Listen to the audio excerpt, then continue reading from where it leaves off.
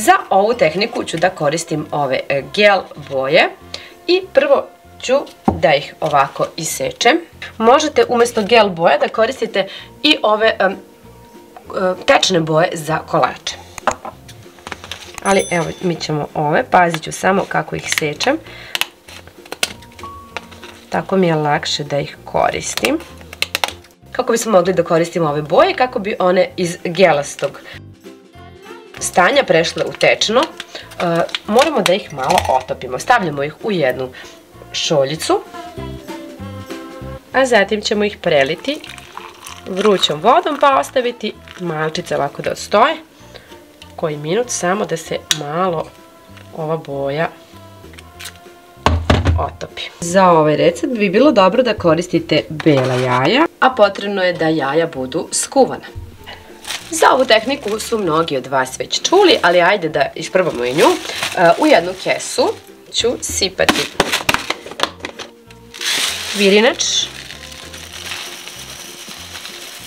a zatim nakapljati nekoliko kapi, recimo crvene boje, par kapi žute. Sve ću ovako da malo pretresem, ubacim jaje u kesu.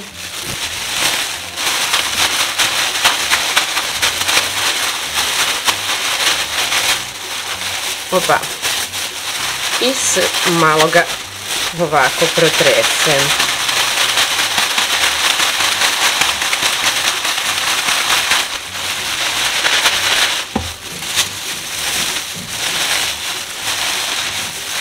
Da vidimo kako je ispalo.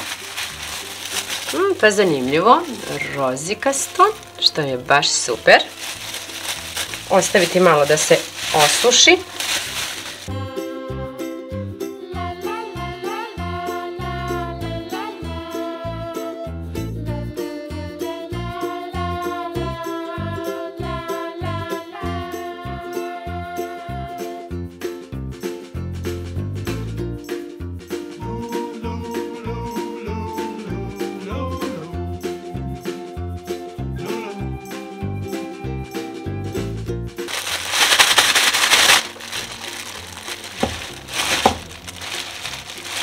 Wow, savršeno. Pogledajte koliko lepo izgleda.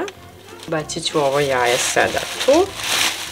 Isto kako bismo dodali i malo žute, a možete ga i ovako uviti malo pa ostaviti da stoji. Divno, sad je stvarno ispalo šareno i prelepo. Sada ćemo prosto da nauljimo ova jaja. Opa.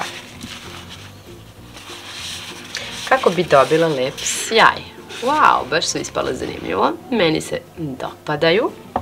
Inače sam ovu tehniku koristila pre nekoliko godina i snimila sam video, ali ih nisam stavljala u kesu, nego u, čini mi se, čašu od kafe, onu jednokratnu. Tako da možete inače i u čaše da koristite, ili 2 čaše plastične da spojite pa da miksate ovo. Ali pogledajte kako izgleda dobro.